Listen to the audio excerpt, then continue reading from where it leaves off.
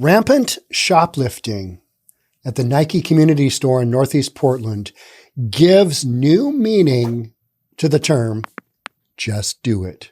Nike community store in Northeast Portland has been closed for weeks after rash of thefts. Let's see what the dealio is. How long is it going to be closed? How long has it already been closed for? Let's get into it. Let's see what the dealio is. So Nike's first factory store, which opened in 1984 on ML King Jr. Boulevard, has always had ongoing issues with theft. But recently, shoplifting has risen to new levels. We have elevated ourselves to a new position in society, and it's not going all that great. This is nothing new though, right? This is just one more picture, one more piece of the puzzle. We talked about Phil Knight literally dumping millions of dollars into multiple different candidates so that he'd get somebody that he felt like was responsible for governor of Oregon. That's one of the co-founders of Nike. And he's just like, yeah, we got to get somebody else in here because things aren't going the right direction. We need somebody else in here for governor. I'm going to spend some money doing it. And he spent millions. He literally dumped millions into the campaigns for Drazen, looking to defeat Kotek. And Johnson was the independent. And he funded Johnson initially and then went with Drazen. And Drazen ended up losing because, Oregon's blue, and it's going to take a monumental effort. If all this craziness going on in Oregon isn't enough to get some new political blood going there, I don't know what else it's going to take. But in the meantime, no Nike community store in Northeast Portland. Nike community store in Northeast Portland is filled with neatly folded shirts, racks of athletic apparel, and rows of Nike shoes, but no customers. The store quietly closed weeks ago, and the company won't say when or if it will reopen. Nike corporate did not respond to 3 different emails. You guys didn't respond? Well, that's because you closed the store and you're like, well, I'm going to leave a little sketchy note on the front door. And then on the website, we're going to say the store will be closed for the next 7 days. And I just checked right before this podcast because I want to give you updated information. And it said store will be closed for the next 7 days. So we're going to go with that. Closed for the next 7 days, Nike posted on its website. The same message has appeared since late October. It appears that the store will be closed for the next, you got it. You guys are so good, 7 days. Despite the notice posted online, customers show up at the store almost every day. Well, that's kind of what you do, right? You go to a store, maybe you're not going to the Nike store every week like the grocery store. My kids back in the day, man, we took a trip to, where was it? I think it was Hawaii. I think we went during my divorce.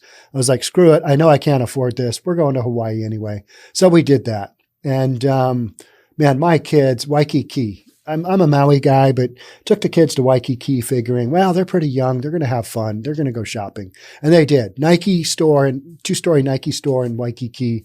That is literally one of the things that we still talk about. Remember that time we went there every day, sometimes twice, to go look at the shoes and the hats and the clothes. And we didn't buy a lot, but man, it sure was fun. Nike store, right? So Nike store, one of those places, okay, I need to get new shoes for whatever. Hey, new school year is coming up. We're going to go there. We're going to get that. You don't shop there all the time, but it's one of those places where you go there enough, you're probably not going to go check the website to see if it's open, right? So there's nothing on the door. It doesn't say anything, said Carmelleta Nash-Pronold after finding the Nike store closed on a recent weekday afternoon. Usually stores let you know what's going on. All right. Are you on their email list? How are they going to let you know? Do you have a direct connection with Nike store? You get where I'm going with this. Nah, you roll up and you realize, man, not a lot of people here today. It's kind of dark in there. What's the deal? Hey, roll down the window. Stick your head out. Oh, it doesn't look like anybody's here. What's going on? This is the Nike store can't be closed. Yes, it is for the next 7 days. Several people associated with the Nike community store said theft has always been an issue at the Martin Luther King Jr. Boulevard location. Although recently shoplifting has risen to new levels. See, we're always elevating to new levels. Unfortunately, we need to be going the other way. We need to be going down. Yeah. De-escalation, right? Criminals have become more brazen, stealing armloads of Nike merchandise and walking out the front door with no fear of being stopped. For this podcast, I did review said footage. I can't show you that footage because that would be deemed to be promoting violence and or it's, tragedy and, active scenes of criminal activity are not highly encouraged throughout a lot of what we're doing here. So you're just going to have to trust me. Dude hustling down the alleyway with massive pile of boxes. Nike, just do it. Swoosh mark. All right. So security guards contacted by Nike admitted they are forbidden from physically stopping shoplifters. That's typical for anybody in retail, right? Security guards. And why is that? Well, the insurance companies have said they're there to make sure that the patrons are okay, the store employees are okay. But if somebody wants to jack something, let them go. Don't touch them. It's a liability issue, right? They might get sued. The strict policy adopted by most major retailers is intended to help protect employees and shoppers from harm. There's also a risk of a lawsuit if somebody gets hurt. So it's a legal deal, right? So when you see somebody just running out the door and you see a manager chasing after him, what's going to happen? Well, they're going to get recorded on, the video camera. All right. And then you take that to police. And in Portland, you don't have enough cops. You're not going to have enough cops for at least 18 months, maybe 2 years, because that process of bringing on new police officers and getting the newbies through the whole process. And, not very many people are applying per class. I think like 675 applied to the last class. And, you cut that down for people smoking weed and people with 3 traffic violations, because then you can't get insured. Literally, you can't get insured if you have multiple violations. And if you smoke weed and you admit it, you can't do the whole federal, you can't search the federal database, which you need to be able to do as a cop. So, a bunch of this stuff really honing down the number of people that are eligible to become, police officers in Portland. There's slowly new people are being, trained and they will get into the system. But man, it's slow. And so Portland is, and what you got going right now, you're going to keep doing that for a while. So these businesses, they're on the front end and they're going, wow, things are bad now. It's not going to get better anytime soon. Should we shut this bad boy down? And they are. And we're seeing that on the regular, right? How many podcasts have I done about individual stores? So surveillance video from the exterior of New Song Community Church, which sits kitty corner from the Nike Community Store, showed people fleeing the store this summer with stolen shoes and clothing. All right. So that's literally what's going on. It's obvious that they've stolen something and they're looking to unload it somewhere, said Pastor Paul Greenridge of the New Song Community Church. Police and retailers complain shoplifting or organized retail crime is a citywide epidemic, largely fueled by, you got it, drug addiction. So you got all these people living outside in tents, living on the streets, stealing from retail establishments throughout the city. Yeah. And then selling this stuff on the online stores, or they hand it over to somebody who gives them a little bit of cash for their strong effort at shoplifting, and away they go to buy their next fix. So that's literally what you've got going on. Rinse, repeat. Steal, rinse, sell your goods, rinse, repeat. Repeatedly. And then the city hands out tents and, like thousands of tents and clean needles and food and and then we sweep the encampments, do it all over again. Got a lot of things going on in Portland, a lot of things like that going on in Seattle, a lot of things like that going on in LA. And that's why you've got stores like Nike going, well, yeah, this isn't an economically viable location because we're getting jacked so often. KGW analysis of citywide crime found that since 2019, the Nike Community Store has reported 437 shoplifting cases to police. Second only, see here again, we're elevating, we're top of the heap, we're 1 out of 2. So second only to the Mall 205 Target store. Now Mall 205, that takes a beating. That is just taking a beating, which reported 650 shoplifting cases since 2019.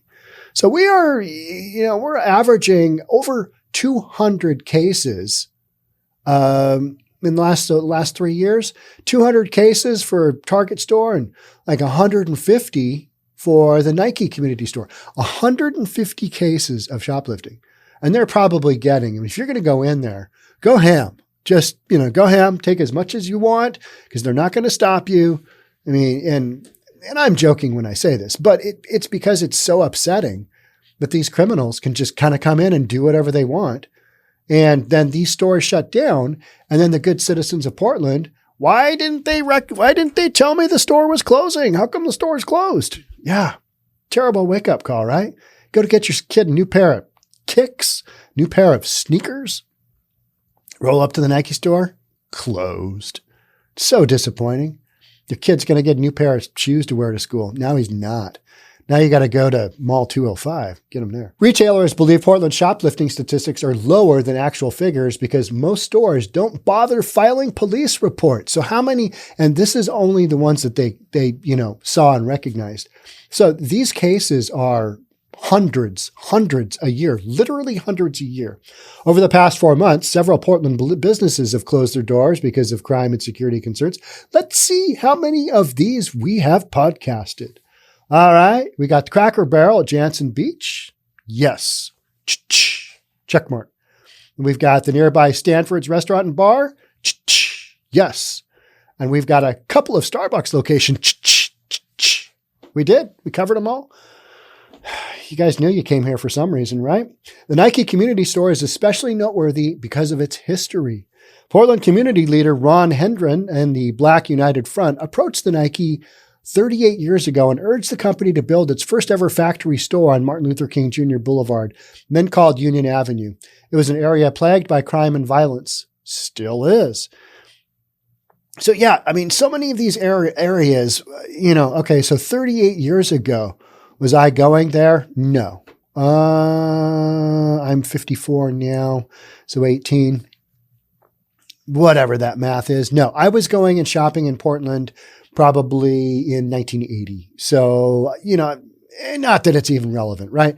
But what I'm saying is that some of these areas have been tough. They've always historically been tough, but then they got cleaned up and now they're tough again. That's kind of what we're dealing with here.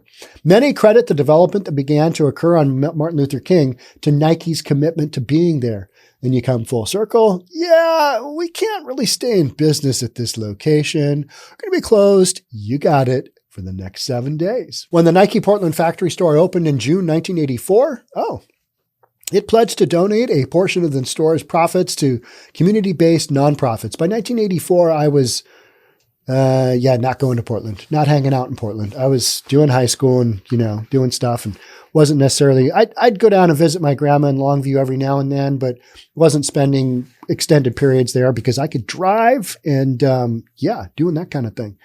Those who shop here and buy here, spend money here, will have that profit returned back to the community, said Nike executive in KGW archive footage of the store's grand opening. And then it's going to get closed down because of shoplifting in 2022. The Nike factory store was managed by former Portland Trailblazer LaRue Martin. I don't remember LaRue, but I bet LaRue was a fierce competitor, and sold B grades, closeouts, and irregular apparel items, according to a March 1984 article in the Oregonian newspaper. It's really sad, right? It's really sad when you've got this kind of stuff going on and you've got a cool store like the Nike outlet store, Nike community store, and it can't even stay in business, right? Because you can only have so many security guards, and then your budget is just wildly out of whack.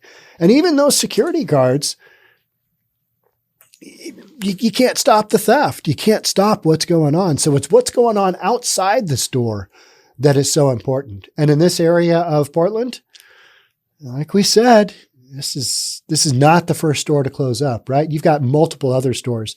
And those are the name brand stores. Those are the big box stores, the big restaurants that are like, oh, yeah, we're going to keep our other stores open in other areas. Hey, go to this one in Beaverton. Hey, go to this one in Hillsborough.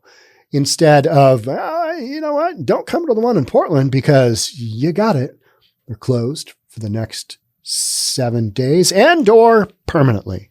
That's the next thing to go, right? This store is closed permanently. Please visit our other store in Honolulu, Waikiki. All right. That's it for me on this one. Another sad closing, but not shocking, not surprising, because this stuff isn't going away, is it? It's not going to just miraculously disappear. Yeah, let's just clean up our shoplifting and let's take our shoplifting habits and we'll all go home and we'll just retire. We've had a good haul. Not happening. Not happening. So expect to return right back here for an update on this situation. Possibly another business going out of business in Portland, because it's what we're doing. Thanks so much for being here. We'll catch up on the next one. Bye for now.